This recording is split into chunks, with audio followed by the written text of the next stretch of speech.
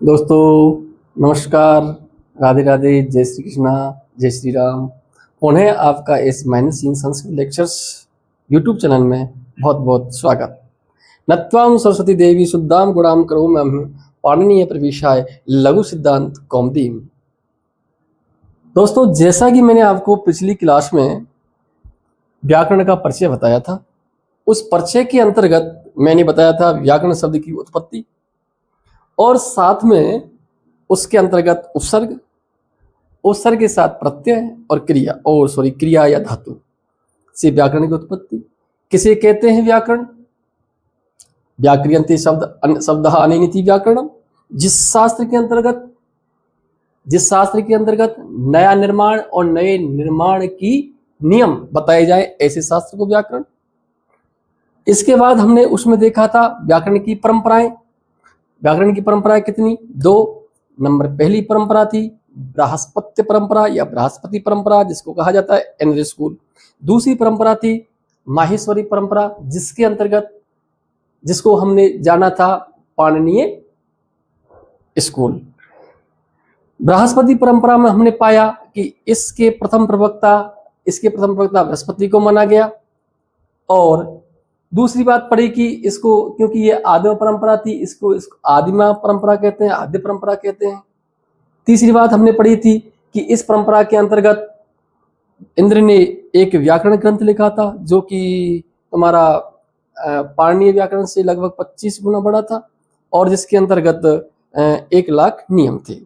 इस परंपरा में प्रतिपद पाठ किया गया, नियमों की बहुत कठिनता थी, इसलिए इस परंपरा को कातंत्र परंपरा भी कहते हैं। दूसरी बात पढ़ी थी हमने उस परंपरा में कि इस परंपरा की कठिनाई को दूर करने के लिए, कठिनता को दूर करने के लिए और एक माहेश्वरी परंपरा उत्पन्न हुई। फिर हमने जाना माहेश्वरी परंपरा में कि माहेश्वरी परंपरा के अंतर्गत क्या हुआ, क्योंकि माहेश्वर परंपरा को और माहेश्वर सूत्रों के आधार पर लिखी गई, इसलिए उसको माहेश्वरी परंपरा कहते हैं। भगवान शंकर के द्वारा प्रदत्त जो माहेश्वर सूत्र हैं 14, उन 14 सूत्रों के आधार पर पाणिनि जी ने व्याकरण का ज्ञान दिया, इसलिए उसको माहेश्वरी परंपरा कहते हैं। नेक्स्ट पॉइंट पढ़ा था उसमें हमने कि इस परंपरा के अंतर्गत जो प्रथम जो क्या कहते हैं, इस परंपरा के अंतर्गत माहेश्वर सूत्र मतलब 14 माहेश्वर सूत्र और 3978 सूत्र थे, इसलिए इसे सूत्र परंपरा कहते हैं। नेक्स्ट बात पढ़ी थी, इस परंपरा में पाणिनि जी ने, कात्यायन ने और आपके पतंजलि ने, तीनों मुनि ने अपनी अपनी प्रस्तुति दी, इसलिए इस परंपरा को कहते हैं क्या? इसलिए इस परंपरा के अंतर्गत इन तीनों मुनियों को कहते हैं त्रिमुनि। और इस परंपरा के अंतर्गत हमने लास्ट में पढ़ा था कि पाणिनि ने अष्टाध्यायी और वार्तिक लिखे थे, किसने? वररुचि या कात्यायन ने, और महाभाष्य लिखा था पतंजलि ने। इन तीनों ग्रंथों को तदुक्ति कहा गया था। और आज हम पढ़ेंगे इन तीनों मुनियों के बारे में, इन त्रिमुनियों के बारे में, इन तीनों आचार्यों के बारे में कि ये इन आचार्यों का जन्म कब हुआ था और इनका थोड़ा थोड़ा सा परिचय। और इसके बाद हम पढ़ेंगे क्या माहेश्वर सूत्र, और माहेश्वर सूत्रों के आधार पर कितने प्रकार के प्रत्याहार उत्पन्न होते हैं, प्रत्याहार कैसे बनते हैं, कौन कौन से प्रत्याहार के अंतर्गत कौन कौन से वर्ण आते हैं, जो कि हमें बहुत ही इम्पोर्टेंट, संस्कृत की दृष्टि से बहुत बहुत बहुत इम्पोर्टेंट सिद्ध होने वाले हैं। तो देखिए, आज डालिए पहले आचार्य लिखेंगे अपन। पहले आचार्य अथ। ये अथ में बार बार क्यों लिखता हूं पता है आपको? अथ एक संस्कृत भाषा का मंगलाचरण शब्द है। अथ हमने लिख दिया तो समझो हमने संस्कृत भाषा का मंगलाचरण कर दिया। ओके, तो कोई मिसगाइड नहीं हो। और पहले हम आचार्य लिखेंगे। आचार्य पाणिनि, आचार्य पाणिनि। और इनको अपन थोड़ा बॉक्स में बंद कर देंगे, क्योंकि अब सारा प्रकरण इन पर ही है। आचार्य पाणिनि। ओके, अब देखिए इनके अंतर्गत फैक्ट।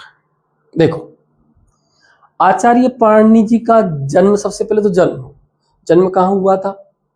तो जन्म कहाँ हुआ था? इनका जन्म हुआ था, जन्म कब हुआ था? जन्म हुआ था इनका लगभग 500 ईसा वर्ष पूर्व। अब जब जन्म होगा तो फिर स्थान होगा, तो स्थान कहाँ था? वो शलातुर। माता पिता, माता का नाम दाक्षी, पिता का नाम पणिन, दाक्षी पुत्र भी कहते हैं। क्या ग्रंथ लिखा था? वो सारे फैक्ट अपन देखने वाले हैं। तो नंबर पहला पॉइंट इसमें आ सकता है, माता जी से स्टार्ट करते हैं। पहला पॉइंट डालेंगे इसमें, ऐसे सारणी से बता लेते हैं। पहला पॉइंट अपन इनके अंतर्गत, पहला इनकी माता का नाम, माता का नाम क्या था? दाक्षी। क्या था? दाक्षी। अतः इनको दाक्षी पुत्र भी कहते हैं, दाक्षी पुत्र। नेक्स्ट, इनके पिताजी का नाम क्या था बेटा? पिताजी का नाम था पणिन। क्या था? पणिन, पणिन। इनके पिताजी का नाम पणिन, और इनका जन्म स्थान, जन्म स्थान बोले तो शलातुर, शलातुर। वर्तमान में शलातुर, पाकिस्तान। नेक्स्ट पॉइंट, माता हो गए, पिता हो गए, जन्म स्थान हो गया। अब इनका जो जन्म हुआ कब था, समय लगभग 500 ईसा वर्ष पूर्व। 4 फैक्ट हुए। इसके बाद इनका कोई पढ़े भी होंगे कहीं, तो इनका जो अध्ययन हुआ था, अध्ययन हुआ था इनका तक्षशिला, तक्षशिला। तक्षशिला वर्तमान में कहाँ है? पाकिस्तान में। और पाकिस्तान के किसमें? पंजाब प्रांत में। पंजाब प्रांत के रावलपिंडी, रावलपिंडी में। अब इनके गुरुजी का नाम क्या था? गुरुजी आचार्य वर्ष या उपवर्ष भी नाम मिलता है इनका, उपवर्ष। ये चीज देखी। माता का नाम दाक्षी, इसलिए इनको कहते हैं दाक्षी पुत्र। पिता का नाम पाणिनि, पिता का नाम पणिन। जन्म स्थान शलातुर, जो कहाँ है? पाकिस्तान में। समय कब? 500 ईसा वर्ष पूर्व। अध्ययन कहाँ हुआ था? तक्षशिला में। तक्षशिला कहाँ है? पाकिस्तान के पंजाब प्रांत के रावलपिंडी में। गुरुजी का नाम आचार्य वर्ष या उपवर्ष। अब यहाँ से आगे हम देखते हैं कि इनके जो एक ग्रंथ लिखा था, इन्होंने एक ग्रंथ लिखा था, व्याकरण ग्रंथ लिखा था। उस ग्रंथ का नाम क्या था? तो डालेंगे ग्रंथ व्याकरण ग्रंथ। जो व्याकरण ग्रंथ लिखा था वो कौन सा था? वो था बेटा अष्टाध्यायी। अष्टाध्यायी। क्या था? अष्टाध्यायी। यहां तक के फैक्ट आप एक बार नोट कर लीजिए, फिर मैं अष्टाध्यायी को ऊपर पहुंचाऊंगा 1 मिनट के लिए। आचार्य पाणिनि, माता का नाम दाक्षी, पिता का नाम पणिन, जन्म स्थान सलातुर और समय 500 ईसा पूर्व। अध्ययन तक्षशिला में। कहां पर है? पाकिस्तान पंजाब प्रांत के रावलपिंडी में। गुरु के नाम आचार्य वर्ष या वर्ष, और व्याकरण ग्रंथ था अष्टाध्यायी। ओके, डस्टर की तरह। अब पुनः आप डाल सकते हैं अष्टाध्यायी। अष्टाध्यायी के बारे में थोड़ा सा पढ़ेंगे, थोड़ा सा।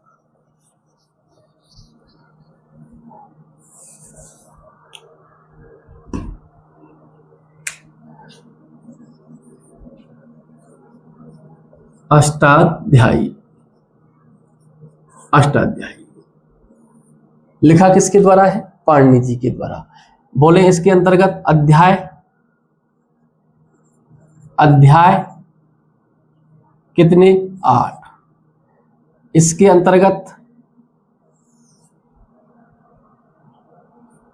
अंतर्गत पाद यानी चरण कितने? 4। बोले कुल चरण या फिर पाद कितने? 8 × 4 = 32। तो टोटल पाद, टोटल चरण कितने हो गए? 32। अध्याय कितने? 8। 8 अध्यायों का एक ग्रंथ लिखा जिसका नाम था अष्टाध्यायी। और इसके बाद इसमें हम पढ़ेंगे कि इस अष्टाध्यायी के अंतर्गत कितने सूत्र और कितने चरण। तो इस अष्टाध्यायी के अंतर्गत 14 माहेश्वर सूत्र, 14 माहेश्वर सूत्र, साथ में 3978 सूत्र, 3978 सूत्र और 14 माहेश्वर सूत्र। दूसरा नाम यहां लिख दूंगा, इनका दूसरा नाम भी है, क्या है? शब्दानुशासन। क्या है? शब्दानुशासन। 14 माहेश्वर सूत्र और 3978 सूत्र। इसके बाद इस अष्टाध्यायी के जो सवा सात अध्याय हैं, उन 7 अध्यायों को कहते हैं सपाद सप्ताध्यायी।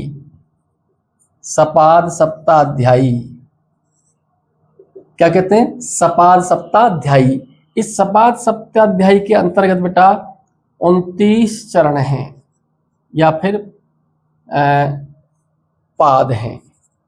ओके, जैसे मैं थोड़ा सा एक बता दूं आपको, जैसे सपोज करो ये आपका अष्टाध्यायी है, इसमें 1 2 3 4 5 6 7 और ये 8 अध्याय हो गए। इन 8 अध्यायों में मैंने बताया था आपको 4-4 चरण होते हैं। 1 2 3 4, 1 2 3 4, 1 2 3 4, 1 2 3 4, 1 2 3 4, 1 2 3 4, 1 2 3 4, 1 2 3 और 4, ये 4-4 हो गए इसमें चरण। अब देखो, ये आपका पहले अध्याय का पहला दूसरा तीसरा चौथा, पहला दूसरा तीसरा चौथा, इस पहले अध्याय से लेकर ऐसे 1 2 3 4, 1 2 3 4, 1 3 4, 1 2 3 4, 1 2 3, 1 2 3 और 4।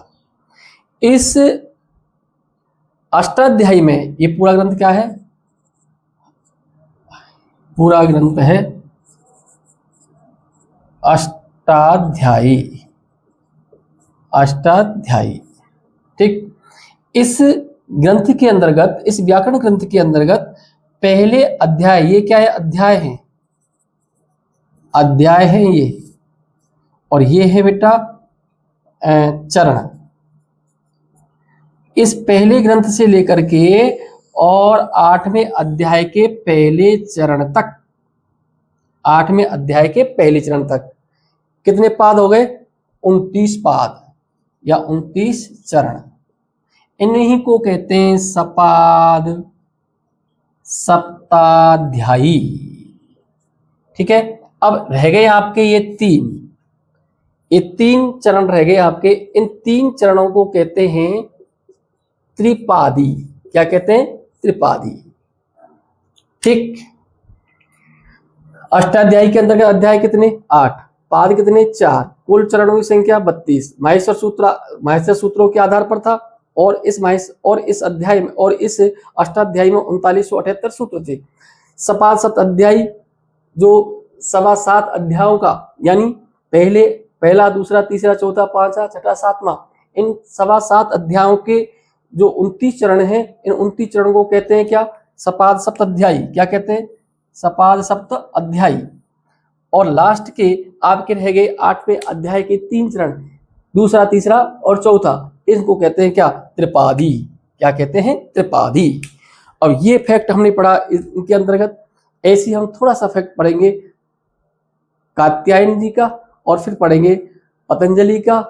देखिए नेक्स्ट, उतार सकते हैं आप, इसको लिख सकते हो बढ़िया तरह से। मैं इसको हटा रहा हूं। ये वो फैक्ट है बेटा, बहुत ही इंपॉर्टेंट, बेस की दृष्टि से बहुत ही रामबाण सिद्ध औषधि होने वाले हैं आपके लिए। देखिए दूसरे आचार्य हैं आपके कात्यायन। सेकंड वाले जो व्याकरणाचार्य हैं वो है आपके कात्यायन। क्या है? कात्यायन। जिनका दूसरा नाम क्या है? वररुचि। वरुचि।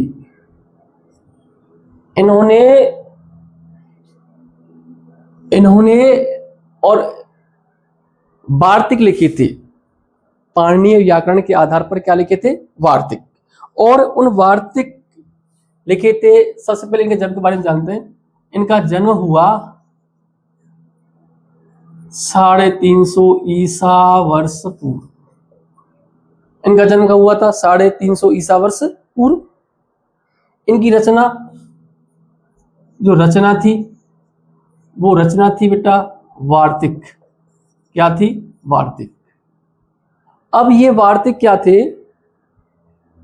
माहेश्वर जो अष्टाध्यायी था, उस अष्टाध्यायी के और 1500 सूत्रों पर, अष्टाध्यायी के 1500 सूत्रों पर इन्होंने लगभग 4000 से और 5000, 4000 से 5000 वार्तिक लिखे थे।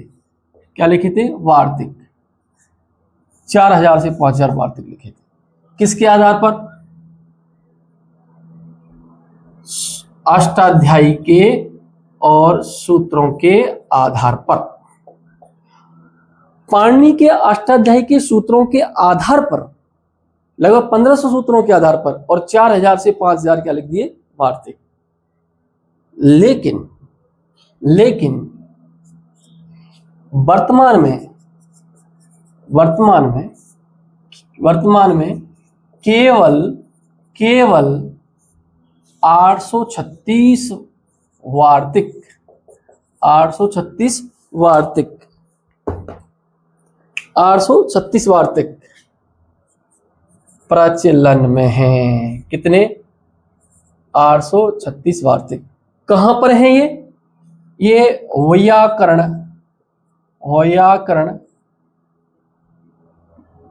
व्याकरण सिद्धांत कौमुदी में केवल 836, जो कि लिखी गई थी भट्टोजी दीक्षित के द्वारा। व्याकरण सिद्धांत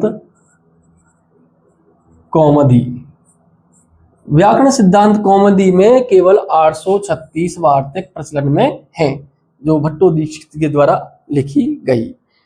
खास ऐसे फैक्ट नहीं है इनके, बस इतना ध्यान रखना है। और वार्तिक का मतलब क्या होता है पता है आपको? वार्तिक का मतलब होता है अपवाद। जैसे अपन हिंदी में अपवाद कहते हैं ना, वो वार्तिक अपवाद कहलाते हैं। अपन जब पढ़ेंगे आगे उसमें क्या है, जो आपका कारक विकरण चलेगा उसमें वार्तिक लिखाएंगे। जैसे उसमें द्वितीय विभक्ति का सूत्र था कि गत्य से कम द्वितीय है, और होता ना कर्मणि ईशतम कर्म में लिखा था। फिर उसमें द्वितीय आया था दूसरा सूत्र कि तथा युक्तम चानी शतम, तो वो तथा युक्तम चानी शतम था, वो वार्तिक था। ऐसे बहुत सारे वार्तिक हैं, हम जब आएंगे वार्तिक आपको बताते रहेंगे। तो रचना इनकी जन्म का हुआ था 350 रचना क्या थी? वार्तिक। और इन्होंने माहेश्वर क्या कहते हैं, इन्होंने पाणिनि की अष्टाध्यायी के 1500 सूत्रों पर 4000 से 5000 वार्तिक लिखे थे। और वर्तमान में केवल 836 वार्तिक प्रचलन में है। वो किससे है? व्याकरण सिद्धांत कौमुदी, जो कि भट्टोजी दीक्षित के द्वारा लिखी गई। ओके, आप इसको नोट कर सकते हैं। और अब अगले आचार्य के बारे में हम जानेंगे, पतंजलि। थोड़ा जल्दी नहीं चल रहा हूं मैं, मुझे बता देना कमेंट करके, जल्दी हो तो मैं अपनी रेस को और कम करूंगा। और अब अगले आचार्य आते हैं पतंजलि। तीसरे नंबर के आचार्य आते हैं पतंजलि। पतंजलि पतंजलि इनके बारे में कुछ फैक्ट पढ़ेंगे। पतंजलि, सबसे पहले पतंजलि का जन्म कब हुआ था? आचार्य पतंजलि का जन्म हुआ था बेटा, जन्म हुआ था 200 ईसा वर्ष पूर्व। 200 ईसा वर्ष पूर्व, 200 ईसा वर्ष पूर्व जन्म हुआ था।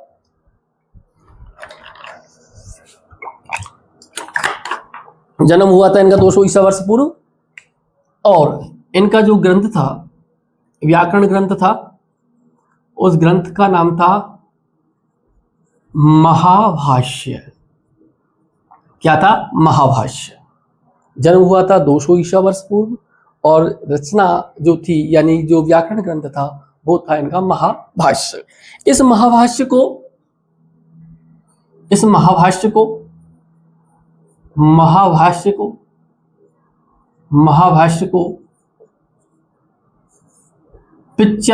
आहनिकों में, 85 आहनिकों में लिखा गया। 85 आहनिकों में लिखा गया। और कुछ विद्वान 84 मानते हैं। कुछ विद्वान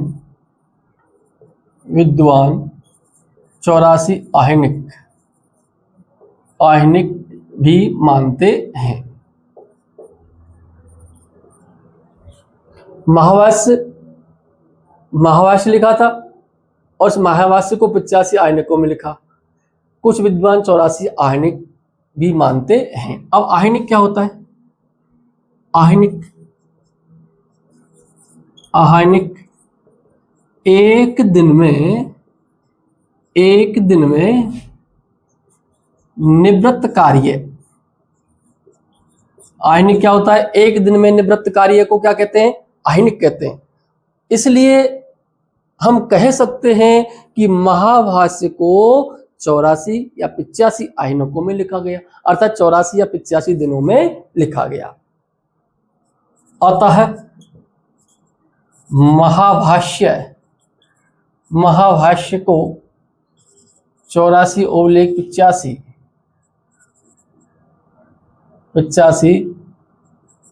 आहनिकों में लिखा गया। आप अपने हिसाब से समझ सकते हैं कि दिनों में लिखा गया।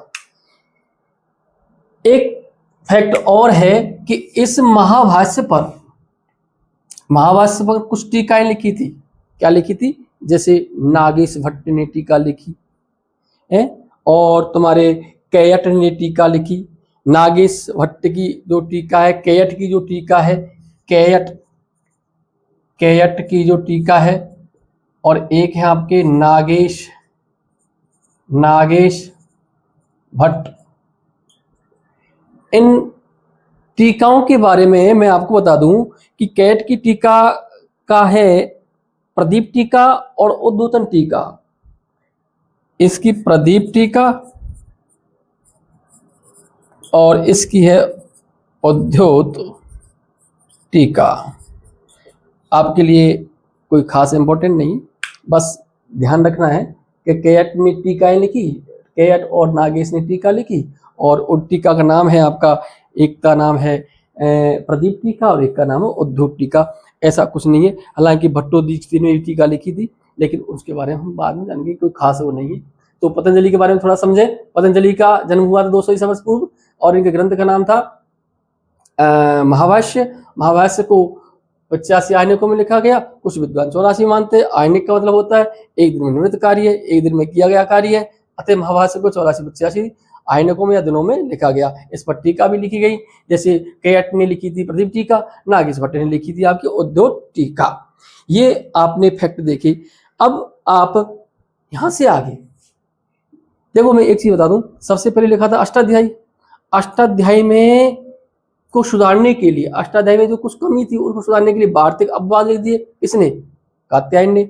और अष्टाध्यायी और वार्तिकों में सुधार करने की दृष्टि से और पतंजलि आचार्य ने लिख दिया महाभाष्य, बहुत बड़ा ग्रंथ व्याकरण का, ये महाभाष्य ग्रंथ लिखा। तो ये आपके एक बेसिक फैक्ट हुए, है ना। कोई भाई, हम इन आचार्यों के ग्रंथ के बारे में जानना तो अति आवश्यक है। और दूसरी बात, जब इन आचार्यों की हम व्याकरण पढ़ रहे हैं तो इनके जन्म स्थान आदि के बारे में समझना अति आवश्यक है।